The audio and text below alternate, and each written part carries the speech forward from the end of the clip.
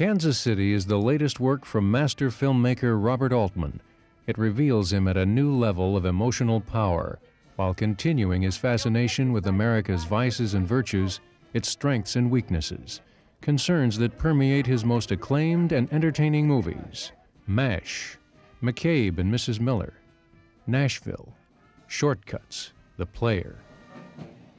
Set during the depths of the Great Depression, when Kansas City was an isolated oasis of opportunity, the film is an obsessive love story, a searing look at race, crime, and politics, and a magical recreation of the musical period when Kansas City influenced the course of jazz.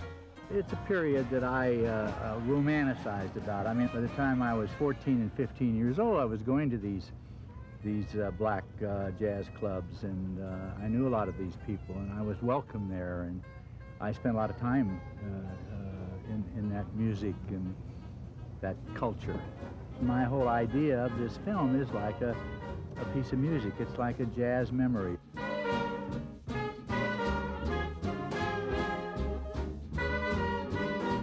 This archetypal Midwestern city, the crossroads of the nation in 1934, becomes for Altman's cameras a microcosm of America.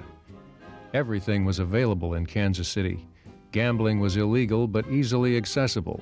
Elections were manipulated and violent. The political machine and its allies, the mob, ran the town, and they liked it wide open. During Prohibition in Kansas City, nobody even bothered to take the signs down. I mean, it just was open. I mean, the law was not enforced. This is the freewheeling world that surrounds Altman's tragic comic romance. Blondie O'Hara, played by consummate actress Jennifer Jason Leigh, kidnaps two-time Oscar nominee Miranda Richardson, the drug-dependent wife of President Roosevelt's political advisor. Blondie hopes to exchange her for her own husband, a petty hoodlum caught by Seldom Seen, who is the boss of the city's black underworld, portrayed in a riveting performance by Harry Belafonte. So, can I have my husband back now? How'd you like him? In a sack or in a box? You son of a bitch, don't you touch him! It's a trade, and it's sort of desperate suicide mission, really. But in her head, it makes total sense. Those are voters. Blondie and Caroline, now called Red, embark on a journey through the city, trying to elude the cops, the gangsters, and the powers that be who are preoccupied with the imminent election. She doesn't really live in a real place, you know, because her whole life's sort of informed by movies. And Jean Harlow, who also comes from Kansas City, is kind of her god in a way, and she kind of models herself after her in certain ways. What'd you think of her? I'm sorry, are you addressing me? Yeah, I'm addressing you. What'd you think of her? Who? Harlow. I thought her hair looked cheap. Cheap? Ha! That's a laugh. Joan Crawford looks cheap, and not Jean Harlow. Joan who? Crawford? Grand Hotel? Jesus Christ, what do you do all day? Well, I don't frequent movie theaters, unlike some like you mentioned. I don't know about all that stuff. Let me tell you something. Harlow, Crawford, two of MGM's brightest. Crawford comes from here. Both her and Jean Harlow come from Kansas City. We have a kind of a marriage, almost, it seems, throughout the movie. There are times when we're in sympathy with each other and times when we just are not in sync at all. And of course, with the effects of the laudanum, there are some times when I'm off on a limb somewhere, not with it. And there are other times when I'm quite percipient. When these two girls are together in different times during this thing, it's like it's taking a solo. It's like a jazz riff. So they go off on tangents. They explore other ideas and thoughts and things that have to do with their own characters and reflect what was happening at that time, 1934. Altman is renowned for his brilliant interweaving of plots and characters, but in Kansas City, the disparate events are layered rather than woven around Blondie and Red's evolving journey, providing us with one of Altman's strongest narratives.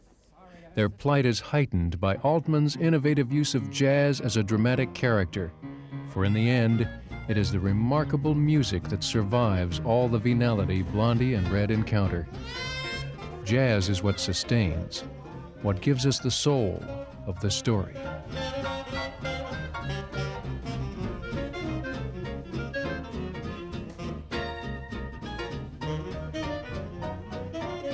It's the only art in all of America that can be truly described as uniquely American, that has also impacted every place else in the world, no matter where you go in the world.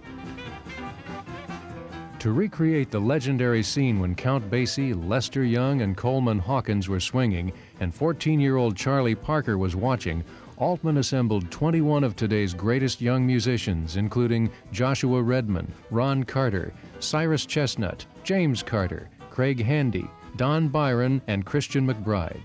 They jammed together for 3 weeks at the Hey Hey Club in a once-in-a-lifetime performance. We brought in the best young players that exist today in the world.